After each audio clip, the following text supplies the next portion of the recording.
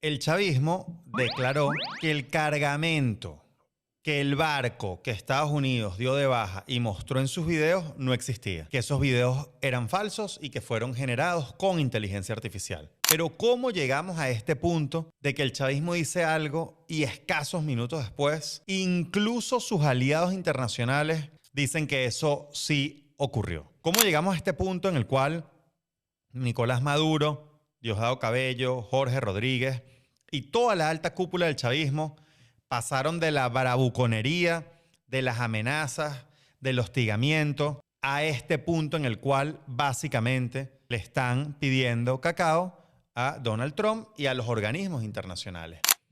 ¿Qué ha ocurrido en el interín? ¿Cuál es el estatus actual de Venezuela? El estatus actual de la política de Estados Unidos hacia Nicolás Maduro como jefe del Cartel de los Soles, porque no es una política hacia Venezuela, es una política hacia un grupo que Estados Unidos ha denominado como grupo terrorista. Empezamos con la designación que hizo el Departamento de Estado de Estados Unidos a última hora de anoche al Cartel de los Soles. La Oficina de Control de Activos Extranjeros del Departamento de Estado lo denominó como una organización terrorista transnacional. Y a partir de ahí se ha incrementado la presión contra ellos, pero también se han ejecutado una cantidad de acciones. La última, dar de baja este barco cargado de droga que iba hacia los Estados Unidos. En este capítulo, en esta grabación, te voy a explicar un poco cuál es la dinámica del chavismo, cuál es la dinámica de la administración de Donald Trump en todo este asunto y también cuál es la dinámica y lo que nos están planteando María Corina Machado, la líder de la oposición venezolana, y Edmundo González Urrutia, el presidente electo de todos los venezolanos, al respecto. Vamos a empezar por Estados Unidos. La política de Donald Trump hacia Venezuela se ha enmarcado básicamente en una política que busca, sin lugar a dudas, apresar a Nicolás Maduro y hacerlo pagar ante la justicia norteamericana por sus crímenes. No es algo que diga yo en este espacio. Es algo que dicen los voceros de la administración norteamericana, los voceros de la Casa Blanca. Y podemos dar una cantidad de indicios al respecto. Más allá, como les digo, que lo declararon tajantemente. Lo primero, la recompensa más alta que se le ha dado en la historia de la humanidad por la captura de una persona se la dio a Estados Unidos a Nicolás Maduro. La más alta de toda la historia. Sin contar que Nicolás Maduro no es el único sobre el cual recae una recompensa, pero él es el número uno. Más que Osama Bin Laden y de ahí para abajo. Y todos ustedes que me están viendo saben lo que ocurrió con las otras personas que han estado en esa lista. Saben cuál ha sido el destino de estas personas que han cometido crímenes graves de lesa humanidad, pero que también han liderado organizaciones terroristas internacionales que han atentado contra los Estados Unidos, contra la región y contra el mundo. Así que la recompensa sobre Nicolás Maduro no es simplemente algo folclórico, es una declaración de intenciones manifiesta de cuál es la postura de la administración de Donald Trump hacia Nicolás Maduro. También vemos de forma clara y contundente cómo el secretario de Estado norteamericano, Marco Rubio, ha estado montado en primera línea sobre este caso. En primera línea, la máxima representación de Donald Trump de cara a Estados Unidos la ha asumido el secretario de Estado, Marco Rubio, una política de presión y una política también de hacer pagar ante la justicia todo lo que el chavismo le ha hecho a los venezolanos. Y esta política además tiene muchas vertientes. Por un lado tenemos la Alianza Internacional de Países que está liderando Estados Unidos con Marco Rubio a la cabeza para irle cercando al chavismo todas las posibilidades que tienen. Esta alianza internacional empieza con la declaración, por un lado, del Tren de Aragua como organización terrorista internacional y por otro lado, como el Cartel de los Soles como una organización narcotraficante y terrorista internacional de igual forma. Y alrededor de esto, distintos países de la región se han sumado a esta alianza internacional. Países como Perú, como Ecuador, como El Salvador, como República Dominicana, como Paraguay, como Argentina, pero también países fronterizos que han apoyado estas iniciativas de Estados Unidos. Países fronterizos por mar, como Trinidad y Tobago por el Mar Caribe, países fronterizos por tierra, como Guyana, que también se ha sumado. También organismos internacionales como la Unión Europea están prestando apoyo a esta lucha contra el narcotráfico, que en la región está encabezada por el Cartel de los Soles, que a su vez es encabezado por Nicolás Maduro, quien tiene una recompensa de $50 millones por su captura, la más alta jamás puesta sobre absolutamente nadie. Adicionalmente a esto, Estados Unidos montó y movilizó al Comando Sur en esta operación, por lo cual también luego de esto moviliza tropas, moviliza buques de guerra, moviliza capacidad armamentística para combatir el narcotráfico, para combatir el terrorismo. Adicionalmente a esto, también emplea recursos del Estado y se monta la fiscal general de Estados Unidos en el caso. Hace un par de semanas, la misma fiscal hizo público que ya le habían incautado más de $700 millones solamente a Nicolás Maduro y a su círculo. Solamente a Nicolás Maduro y a su círculo, más de $700 millones incautados por la Fiscalía General de Estados Unidos en mansiones, en carros de lujo, en yates, en relojes, en joyas, en efectivo, en fincas. Todo esto mientras en Venezuela el bolívar sigue siendo pulverizado y el salario mínimo ya está muy por debajo de $1 al mes. Mientras esto está pasando, solamente en Estados Unidos y solamente a Nicolás Maduro y su círculo le incautaron más de $700 millones en estos días. Aquí está la disparidad entre los que se han dedicado a saquear a Venezuela y que además ese saqueo no fue suficiente para ellos. Saquearon a Venezuela, empobrecieron a nuestro país, pusieron a pasar hambre a los venezolanos y aún así no fue suficiente. Y tuvieron que montar una transnacional de terror y de narcotráfico. Y por eso los están buscando. Por eso la recompensa, por eso la movilización, por eso la alianza internacional. Adicionalmente a esto, también Estados Unidos, liderando esta alianza internacional, diplomáticamente se ha montado de cabeza en este tema para hacerle entender a sus aliados del mundo la amenaza que significa tanto el Cartel de los Soles como el Tren de Aragua para la estabilidad y la seguridad no solamente de Estados Unidos, sino de toda la región y de todo el mundo. Y evidentemente, al ser esto una operación en contra del narcotráfico y en contra del terrorismo, pues también el director de la DEA se sumó y se montó a todo este operativo. Entonces, volviendo al comienzo, las imágenes muy gráficas que mostró el presidente de Estados Unidos, Donald Trump, en el cual dieron de baja un barco que estaba cargado con drogas que iban a Estados Unidos. Esto es producto de inteligencia norteamericana en suelo venezolano. Esto es producto de una coalición internacional contra el narcotráfico. Y esto es producto de una postura clara de Estados Unidos y de todos sus aliados de la región y del mundo de no permitir que este grupo, como ellos mismos han denunciado, narcoterrorista, que tiene el control territorial de Venezuela, siga avanzando en sus planes de desestabilización de la región. Esa es la situación actual de la política de Estados Unidos hacia Venezuela. Y todo esto mientras en paralelo se reconoce a Edmundo González Urrutia como ganador de las elecciones presidenciales y se reconoce el liderazgo de María Corina Machado como interlocutora de los venezolanos. Donald Trump y esta nueva administración en Estados Unidos llevará escasos 8 meses en el cargo. Todo esto ha sucedido en escasos 8 meses y de manera muy acelerada. Y todo esto se los comento porque los venezolanos, en efecto, que nos duele nuestro país, que hemos sufrido tanto, que nos han dividido nuestras familias, estamos ansiosos de que esto se resuelva. Y aún con todas las posibilidades en contra, fuimos masivamente a votar en la elección presidencial del 28 de julio para resolver esto en paz.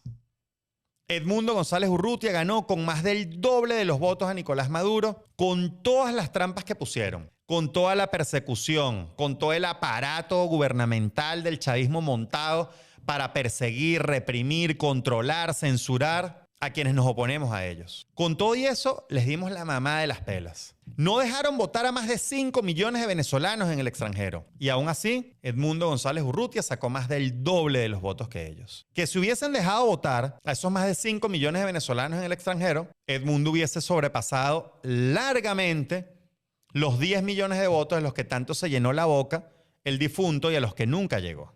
Los venezolanos, claro que queremos una solución en paz de lo que está pasando en el país. Pero quienes se han apoderado del poder de facto a punta de terrorismo, a punta de narcotráfico, a punta de persecución, no han permitido que este cambio haya sido en paz. Entonces, claro, por eso les digo, los venezolanos tenemos nuestros tiempos y estamos deseosos de que haya una resolución de este conflicto lo más rápido posible y que nos permita avanzar en paz hacia un país democrático, próspero, libre y en paz. Pero miren todo lo que se ha avanzado en contra de esta estructura en tan solo 8 meses de la nueva administración. Ni en el mejor escenario los venezolanos nos hubiésemos imaginado que esto iba a avanzar tan rápido. Ni en el mejor escenario, ni en el mejor de nuestros sueños hubiésemos pensado que la comunidad internacional se iba a solidarizar de tal manera con la causa democrática, reconociendo la elección del 28 de julio. Que, por cierto, el chavismo dijo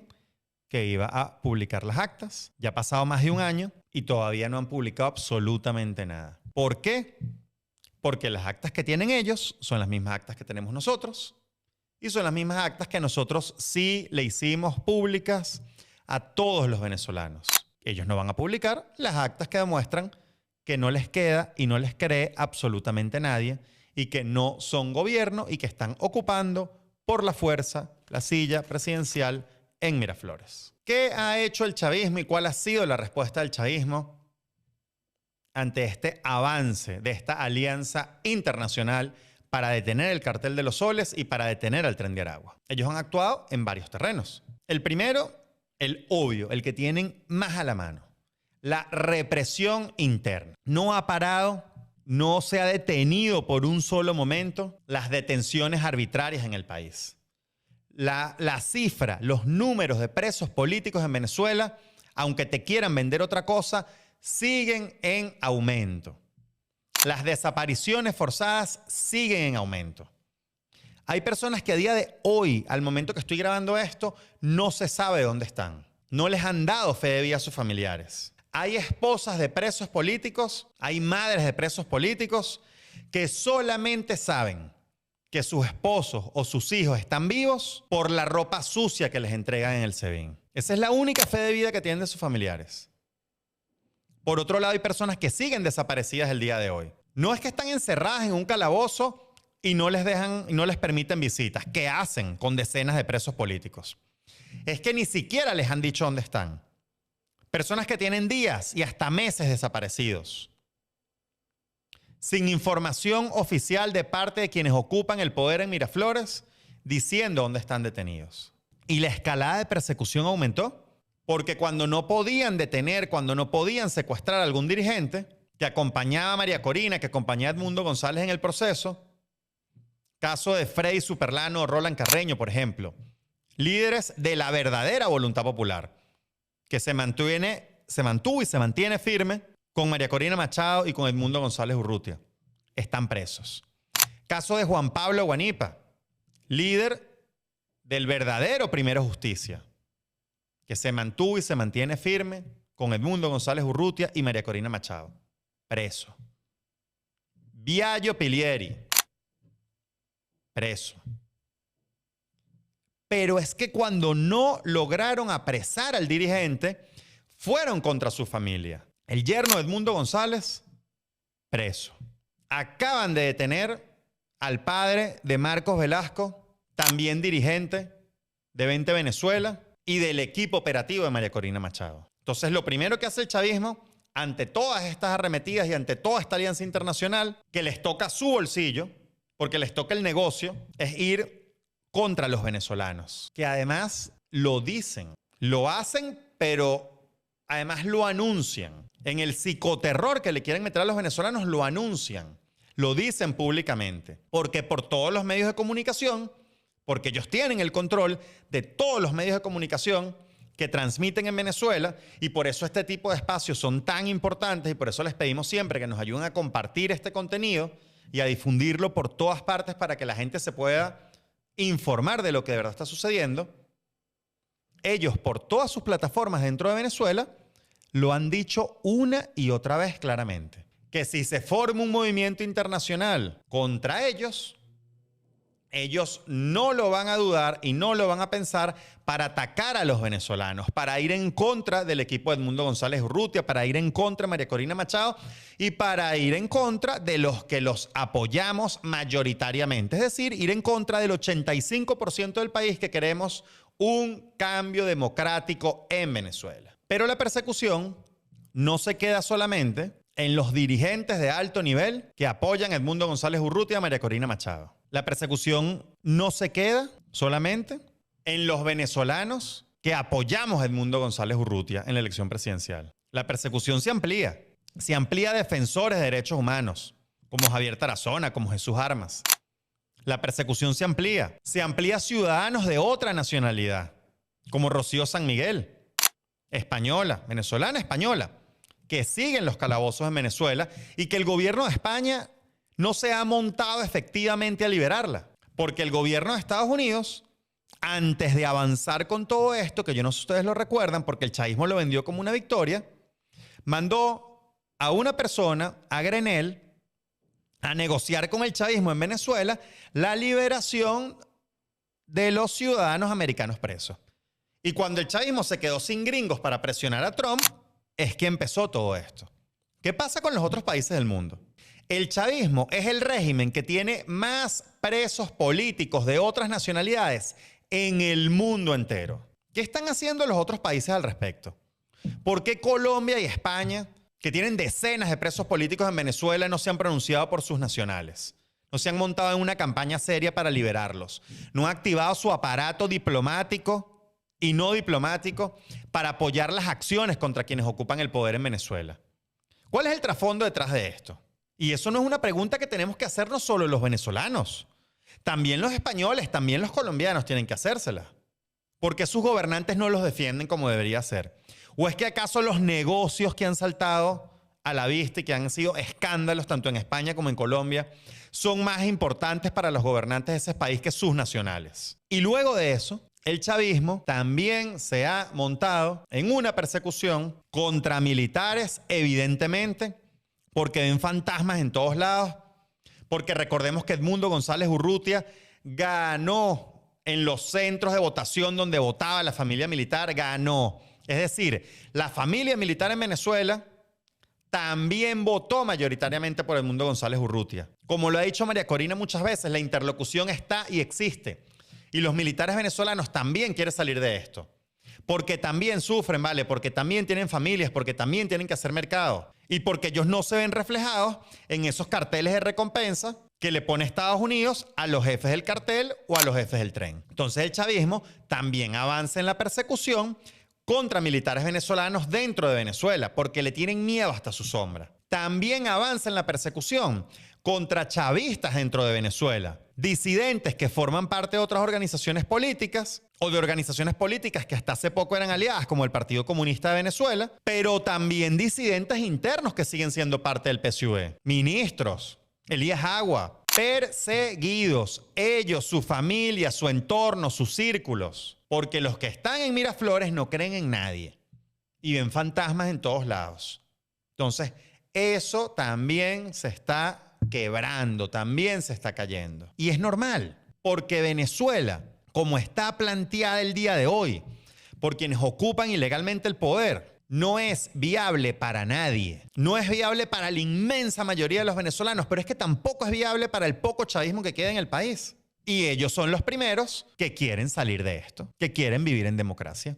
Son los primeros. Y ese es el miedo y esa es la persecución. Y por eso hacen público esos mensajes. ¿Por qué filtran esas informaciones de persecución interna dentro del chavismo? Para generar terror en el que tienen al lado. Para generar censura y autocensura. Es una forma de decir, no se equivoquen. Pero los verdaderos equivocados, insisto, son los que están ocupando el poder en Miraflores. Y hablando de los pocos chavistas que quedan, de la minoría chavista que queda, aquí está la otra pata que el chavismo ha estado avanzando estos últimos días. Mostrarle al mundo que ellos pueden defender de forma armada a la revolución bolivariana.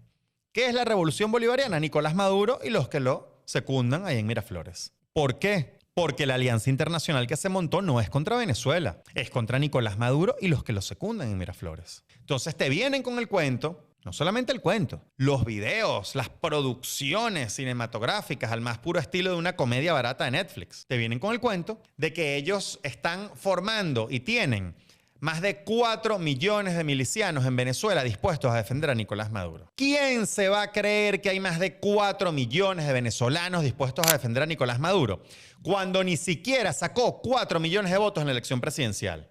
Es decir, ni amenazando, ni obligando a los empleados públicos a votar, ni obligando a los pensionados a votar, ni obligando a todo el partido PSUV a votar, ni obligándolos con amenazas y con chantajes, ni poniendo a las jefas del CLAP a obligar a la gente de la cuadra a cambio de una bolsa de comida para que votaran por Nicolás Maduro. Ni en estas circunstancias fueron capaces de que 4 millones de venezolanos simplemente imprimieran una boletica, imprimieran un papelito y lo metieran en una caja de votación diciendo que apoyaban a Maduro, siendo esto secreto. ¿Me vas a decir tú a mí entonces que tienes 4 millones de venezolanos que están dispuestos a dar la cara de forma armada para defenderte a ti mientras ellos están pasando hambre? Eso no se lo cree nadie. Eso no se lo cree absolutamente nadie. Ahora, ¿a quién va dirigido ese mensaje? Ese mensaje está dirigido a la comunidad internacional. ¿Por qué ese mensaje está dirigido a la comunidad internacional? Porque el caso que ellos utilizan para meter miedo en la comunidad internacional es el caso de Irán. Ellos lo que dicen es, mira, Venezuela no quiere un cambio de régimen. Venezuela no quiere ir hacia la democracia. Venezuela no quiere ser libre. Va a pasar como en Irán. ¿Qué pasó en Irán? Estados Unidos apoyó y el régimen se mantuvo. Y la excusa es que el pueblo de Irán no quiere ir hacia la democracia. La diferencia con Venezuela es que Venezuela acabamos de tener una elección presidencial donde el 80% dijimos que queremos vivir en democracia. Tenemos las pruebas de esa victoria, el mundo entero tiene las pruebas de esa victoria y las vio con sus propios ojos, gracias al enorme trabajo que hizo el equipo de Edmundo González Urrutia, María Corina Machado y todos los partidos de la Plataforma Democrática y los cientos de miles de venezolanos que fueron testigos, que fueron miembros de mesa, que fueron movilizadores ese día. Pero además, insisto, los venezolanos, civiles y militares, queremos vivir en democracia. Nicolás Maduro, con todo este cuento de los milicianos, lo que quiere es mostrar que eso es mentira. Y que si los venezolanos tuviésemos apoyo internacional para liberar al país, así como Bolívar pidió apoyo internacional en su momento, Inglaterra, por ejemplo, para liberar a Venezuela, si los venezolanos tenemos ese apoyo internacional, en Venezuela no va a pasar nada, cosa que es mentira. Los venezolanos sí queremos vivir en democracia, sí queremos vivir en libertad, sí queremos un país próspero, sí queremos un país seguro, sí queremos un país de oportunidades, sí queremos que los 10 millones de venezolanos que se han tenido que ir de Venezuela a causa de la crisis vuelvan a Venezuela, sí queremos que vengan personas de todas partes del mundo a invertir en Venezuela, a hacer turismo en Venezuela, comer la comida venezolana que es la mejor del mundo. Sí queremos vivir en paz, en libertad y en democracia. Y con la comunidad internacional, ¿por qué están tan desesperados en mostrar estos mensajes? Y han mostrado su desespero en distintos puntos. Yo no pensé que iba a estar vivo para vivir esto. Yo pensé que primero se iban a entregar dignamente, iban a estar presos con dignidad. Pero Nicolás Maduro y el chavismo le mandaron una carta a la ONU. Imagínate tú, a una organización que históricamente los ha defendido. Le tuvieron que mandar una carta a la ONU rogándoles que intercedan por ellos ante el gobierno de Estados Unidos. Porque ellos en público, en los medios de comunicación de ellos, salen diciendo que toda esta operación es mentira, que no existen barcos, que no han bombardeado a nadie, que no ha pasado nada, que el intercambio de disparos en Guyana fue mentira. Dicen que todo esto es mentira, que es un pote de humo, que es un show. Pero en privado le mandan cartas al secretario general de Naciones Unidas diciéndole que por favor intercedan por ellos porque Estados Unidos había movilizado este barco y este barco y este barco y este barco y este submarino y este submarino y este submarino y tantas tropas de este estilo, de este estilo y de este estilo y tanta tecnología de este estilo, de este estilo y de este estilo. Para hacer mentira están muy bien informados los chavistas de todo lo que ha movilizado a Estados Unidos y esa alianza internacional al Mar Caribe y a Guyana. Hicieron esto con Naciones Unidas. Pero también le han suplicado, se han arrodillado prácticamente ante China, pero sobre todo ante Rusia, que ha sido súper tibio con todo este tema. Porque la misma semana que le estaban subiendo la recompensa a Nicolás Maduro, que había una movilización importante de tropas hacia el Mar Caribe, Donald Trump tuvo una reunión en persona con Putin y salieron contentos y sonrientes los dos. Y Putin, mira, nada sobre el tema de Venezuela, nada. Tanto así que mismos voceros del chavismo, salieron a pedir respetuosamente, pero con mucho miedo, explicaciones a Nicolás Maduro de por qué Vladimir Putin no se había pronunciado fuertemente sobre lo que estaba haciendo Estados Unidos en contra del chavismo. El presidente dice calma y cordura, nervios de acero. Ellos verán si intervienen o no intervienen. Las señales están todas. Porque hay cosas que me llaman la atención. Lo dije el domingo en Al Filo de la Medianoche. Nos extraña que en una cumbre tan importante como la que se dio en Alaska, ¿verdad? Eso no es un reclamo, es una curiosidad. En esa cumbre, muy importante, sobre todo viendo dos eventos importantes, que son de agresión. Dos eventos de agresión hechos por Estados Unidos. Primero, la fiscal que subió la recompensa de 25 a 50 millones de dólares, ese fue un evento de agresión importante. Y el segundo evento de agresión importante es esa flota que está allí en el Caribe, en donde todo el mundo, por aquí, por lo menos en el área, en el hemisferio, han respondido. Y han dicho, bien claro, desde México, Nicaragua, Cuba, han respondido que eso es una amenaza. Y que no está permitido. Luego, esa flota que está allí fue autorizada por un decreto que firmó Trump. Creo que fue después de la cumbre o antes de la cumbre que firmó el decreto. Fue antes de la cumbre. Antes de la cumbre en Alaska. ¿Qué es lo que me llama la atención y mucha curiosidad? Cuando tú ves todos estos eventos de agresión en contra de Venezuela, no he visto un comunicado de Rusia. Ni he visto tampoco un comunicado de China. A lo mejor estoy equivocado. Díganme si me estoy equivocando con eso. Pero no lo he visto. Muy extraño. ¿Por qué? Porque evidentemente hay una amenaza. Y lo siguen esperando. Se han metido también en el tema de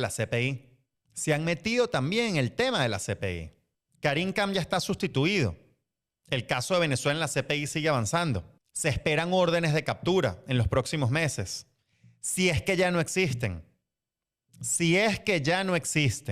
Porque muchas órdenes de captura en la Corte Penal Internacional no se hacen públicas hasta que capturan a la persona, como acaba de pasar hace poco. Han intentado boicotear cualquier mecanismo internacional que los lleve ante la justicia y están llorando por las esquinas ante sus distintos aliados internacionales para que intercedan por ellos. Hasta Petro, exguerrillero, aliado histórico del chavismo, de Maduro, en distintas entrevistas ha tenido que lavarse las manos, criticando lo que hace Estados Unidos, pero diciendo, epa, ya va, no me gusta esto, pero yo no soy Maduro. Yo no soy como él, yo no soy su aliado, eso es mentira. Yo no me quiero quedar en el poder para siempre. Nosotros no estamos promoviendo el narcotráfico, nosotros no estamos promoviendo el terrorismo. Hasta el mismo Petro le ha soltado la mano públicamente a Maduro. Por eso es que el chavismo está como está. Por eso es que están tan nerviosos, por eso es que están tan ojerosos, por eso es que se quedan hasta dormidos ya en distintas alocuciones y por eso es que actúan de manera tan errática.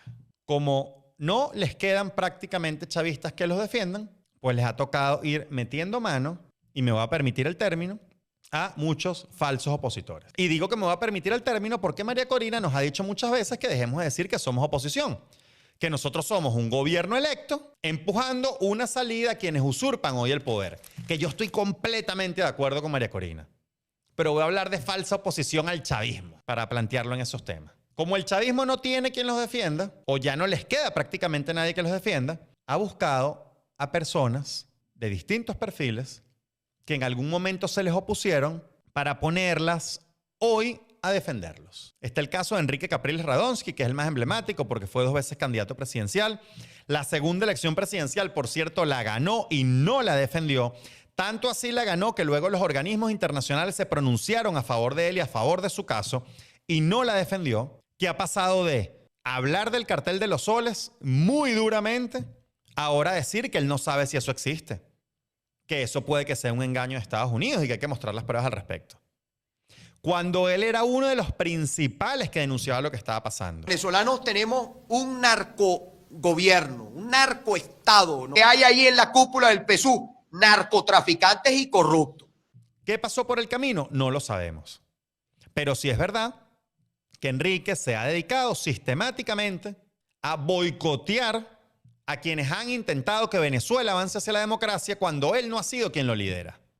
Boicotear la salida en el 2014. Ese movimiento civil para decirle al mundo entero que Nicolás Maduro era un dictador cuando nadie se atrevía a hablar de eso ni en Venezuela ni fuera de Venezuela. Ese movimiento que organizaron, por cierto, María Corina Machado, con Antonio Ledesma y Leopoldo López, quien luego estuvo 7 años preso por ese tema. Capriles se dedicó a boicotear ese movimiento. Después se dedicó a boicotear la Asamblea Nacional.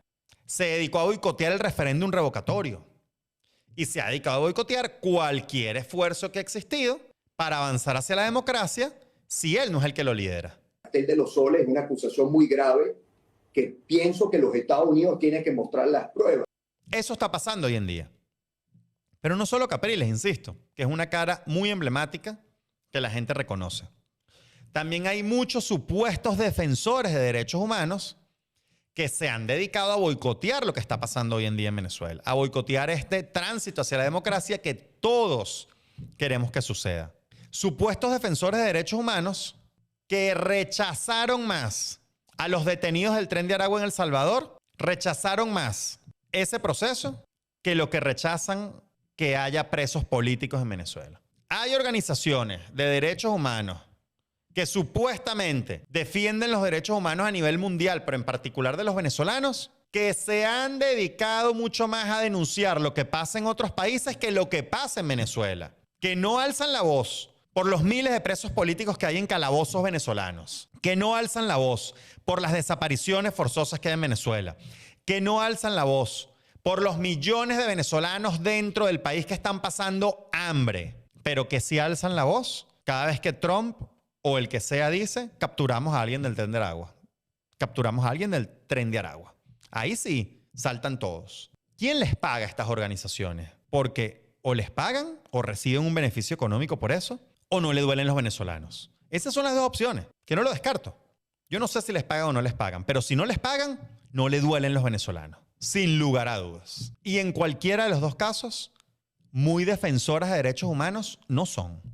Y en medio de todo esto, María Corina Machado y Edmundo González Urrutia nos dan un mensaje muy claro. La transición comenzó. Pasamos de él va a pasar a la transición comenzó. Y empezar a hablar de transición tiene varias vertientes. Por un lado, un proyecto para el país que se llama Venezuela Tierra de Gracia, que tiene las mejores ideas e iniciativas de venezolanos honestos, de dentro y fuera de nuestro país, en todas las áreas que nuestro país requiere. Lo urgente y lo importante. Seguridad ciudadana y seguridad nacional, economía, alimentación, infraestructura y vialidad, salud, todas las áreas.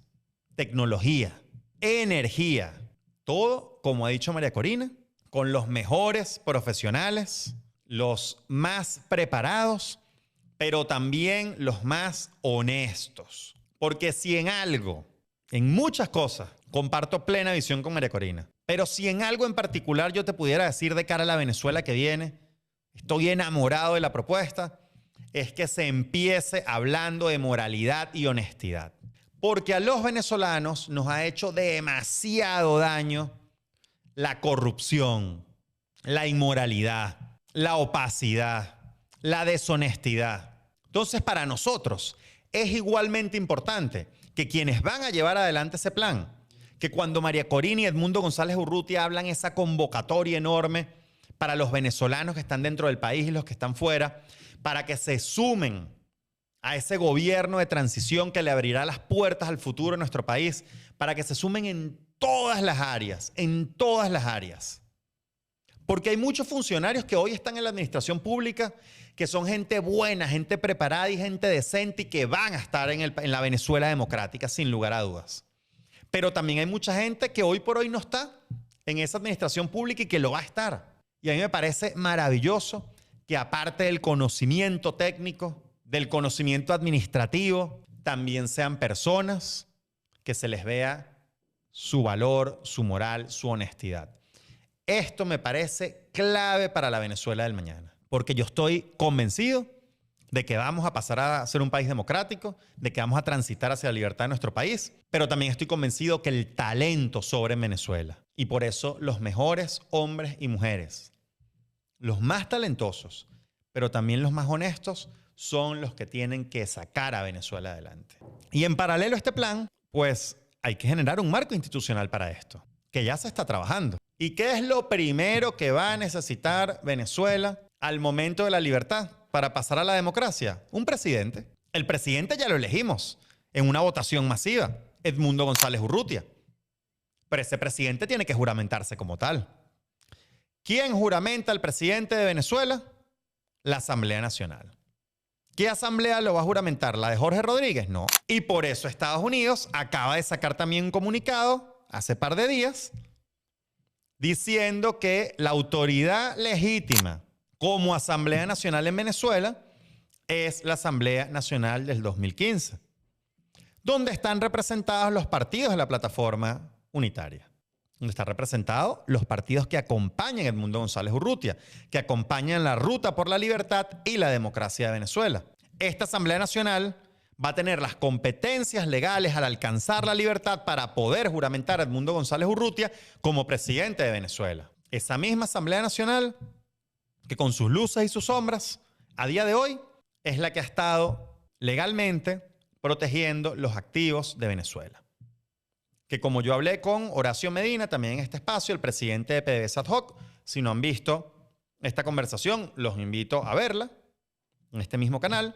Hoy, empresas que están fuera del país, como Citgo, que el chavismo, por culpa del chavismo, eso se entregó, hoy están protegidas por el gobierno de Estados Unidos y por el reconocimiento a la Asamblea Nacional y por el reconocimiento a PDVSA ad hoc y por el reconocimiento a unas directivas que hay hoy trabajando honestamente para que esa empresa dé dividendos. ¿Y esos dividendos en qué se están utilizando? Pues como ya el chavismo no se los puede robar, el 100% de los dividendos, como nos explicó Horacio, están metidos en una cuenta. No se utiliza ni un centavo, ni uno. ¿Y para qué van a hacer esos dividendos?